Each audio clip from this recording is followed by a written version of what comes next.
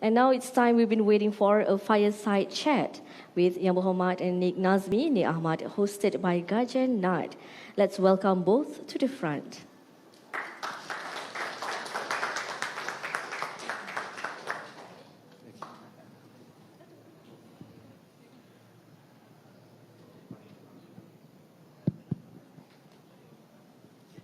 Hi, thank you so much. All right. You're not trying to... Oh, no jokes, no jokes. Okay, first of all, thank you so much, YB Nik Nazmi, for spending your time and energy with us. The first question is very simple. Who is YB Nik Nazmi and what is your leadership style? Okay, Assalamualaikum and Salam Sejahtera. A very good afternoon to everyone. Well, who am I? Okay, I think the best way to, I don't know how to answer your first question, but going to your second question, I think I'm not I'm not sort of a forceful person. The way I try to work with people is through getting consensus and getting everyone's views, and obviously I have my vision, I have my direction, but my idea is always try to persuade people. But that's how I look at things. But I think it's very difficult when you ask someone, how do you describe yourself? Yep. But yeah, that's normally asked at job interviews. But yeah, so I think overall that's how I approach things, and I try to understand the issue, try to be well briefed about it, and when of course I'm open to listening to different views, and then finding the best way forward, the best practical way forward to go about things. Thank you so much, YB. I think one of the key things there, you're definitely a very approachable person, based on whatever you've mentioned. And I'm looking through your career and your work experience. My question to you is, who's your role model or mentor, and how has this person impacted you as a minister?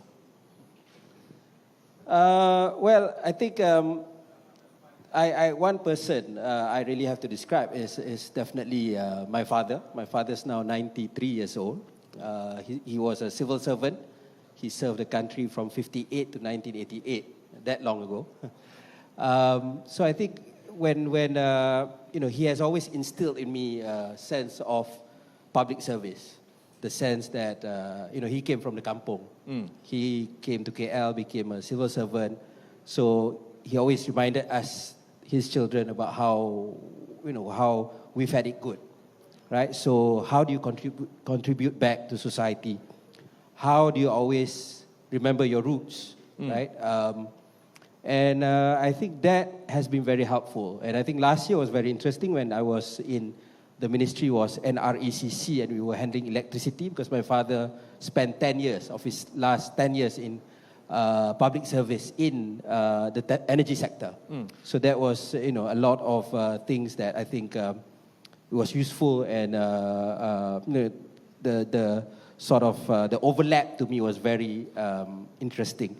So yeah, I always remember that. Although we take a different path, he was very conservative, very careful with money, very strict, only cared about exams, right? So every time I call him, he'll never ask, dah makan ke, sehat ke, never ask that. He'll just ask, how's your exam results? Okay, then he passed the phone to my mother, and then only we talk about life, right? Or baru I berani to ask about money. So, but I remember. So when I at an early, I mean, he also had an interest in, say, politics and all that, and we developed that. But when I wanted to make the leap at a very young age, running in an election at the age of 26, and I still had my scholarship to pay back and everything, I thought that he would be very averse, But then he said, "Oh, this is your chance. I know you're interested in this. Do it, and just if you win, you win, and if you lose, so be it, right?" So I think that was something that was really touched me, because normally, he's always like, study hard, get a good job, don't take risk. But he knew that this was my passion. And he knew that I didn't want to be an armchair critic. Right? So he gave me that leeway, and I think I'm obviously very indebted. And when he was, of course now he's 93, not so well, but when he was well, he was always there during elections and all that to be present to support me. Thank you so much, YB.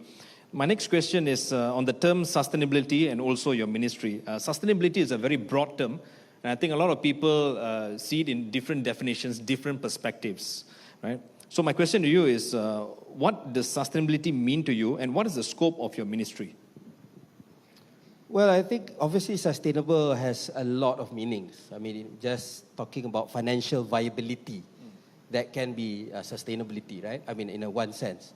But if you want to talk about what we are trying to do at our ministry, obviously is environmental sustainability. And I think, we are trying to look at it from a big picture perspective. There's this idea now of long-termism, that the problems that we have in this world today is short-termism, right? It's about whether you can get profits in your next reporting year, if you're in the government, whether you can cut your budget or whatever, those sort of things. But we have to look at things more long-term to be able to value the good and bad of things. And that, to me, is sustainability. So I remember when someone, they were concerned, not sure whether they're working at MGTC or somewhere else, they were asking, hey, where's the climate change in your ministry? Right? Dulu ada climate change, now tak ada climate change. I said, well, that's semantics, but I think sustainability allows us to look at things broader. In fact, if you want to look at things, we are talking about the triple planetary crisis: biodiversity loss, pollution, and also climate change. So sustainability, to me, allows us to address that in that broader context. What does the ministry entails? Natural resources and environmental sustainability. Basically, things that are related to the land, forests, minerals. That's the natural resource part. And that's a lot of interface with the state governments because they control the land and the forests and the minerals. But then you look at environmental sustainability, then we are looking at, managing the environment. We have our Department of Environment.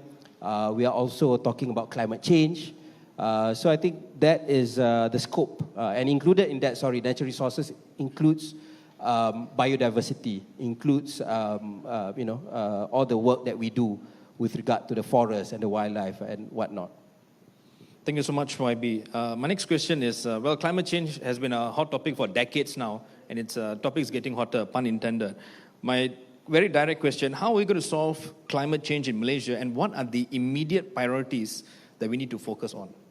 Define solve.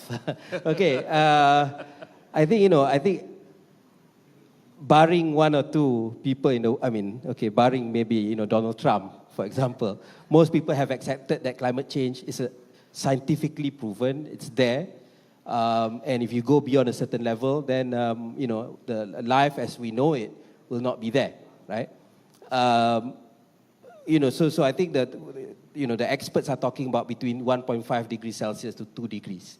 So basically, change is happening. We're feeling it. Yep. Last year was the world's hottest year. So the idea is obviously to be within that range. And, our previous Prime Minister, Datuk Sri Ismail, he declared that we would be net zero earliest by 2050.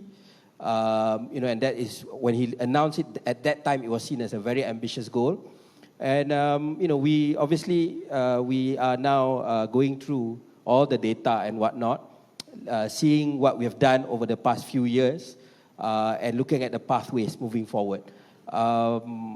I think that, generally what we see today is that we need to do more, okay, in order for us to reach that 2050 target.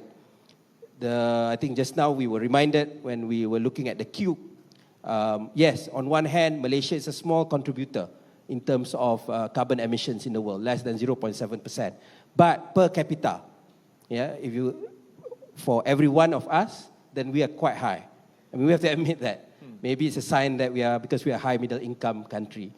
So we need to work on that, and it's not a painless choice, right? I mean, come on, if you get a chance to ride on a private jet, why not? I mean, people would love to have that. Yeah, it's just too expensive. But so how do we educate people? How do we, from the government level, we have to create the policies, the right policies. At one point, we are subsidizing carbon. We are still subsidizing our petrol, for example, for everyone, including the rich, and not just those in Satria Neo. So I think that is something that we have to look at, and the government's starting to look at. We work with the electricity tariffs and whatnot. So, but then we need the corporates to play their role. Corporates are starting to, but we want it to be meaningful. It cannot be greenwashing, right? I mean, they have to really understand that, and they have to be really on board. And finally, the third component for this to happen is the public. And I think I'm really excited and inspired to listen to Zero Waste, to the Green Factory, to see how these things are being put in real practical forms, right? Because at the government level, you're talking about broad policies, and sometimes you scratch your head and wonder whether you can translate that to reality or not. But when you look at these things happening, it's inspiring. But we need to do more, and I believe that from the government we will push to do more, and we hope the private sector and the public will also, including the civil society, will play their part in that. Thank you so much, YB. We come to our final question. We just want to let you know that all Malaysians, support you, right, to achieve the sustainability goals. My final question is, what is your message to all Malaysians out there? Well, if you read my Facebook comments, not all Malaysians support me, lah. Well, my message is simple. I think going back to what I said just now. I think please push us as the government to do more, right? I mean, we are open. We have a climate change advisory panel, and I appointed this one vocal NGO. And the first question they asked is that, can we be on the panel and still criticize the government? I said, yes. It's not a choice. For us, you can be on the panel and we want to listen to you. And I think, that's important for us to be heard. A. And B is for the public is also for you to do your part. Make your choice. Reward companies and corporations that are doing the right thing. Try to, and I know it's not painless. I know that it's something that we need to get adjusted to. I have to admit, and I've said this publicly, I'm not the greenest person when I was appointed, right? And it was my son, my 12-year-old son, who had to remind me day and day again. Sometimes I ambil botol plastic or something, and then he said, hey, you're the environment minister. I said, oh, okay. Right? So I think that we need to slowly, internalize that and play our role. And you just reward. You reward politicians, you reward companies, you reward organizations that are actually green. If that happens, then it will work automatically because people will want to be rewarded. Right? If you're a politician, you want to be voted in. If a company, you want to make money. So if you are getting all those incentives, then definitely I think change will happen. Thank you so much, YB, for the inspiring message. Round of applause for YB Nik Nazmi. Ladies and gentlemen, that's the end of our Fireside Chat. Thank you so much.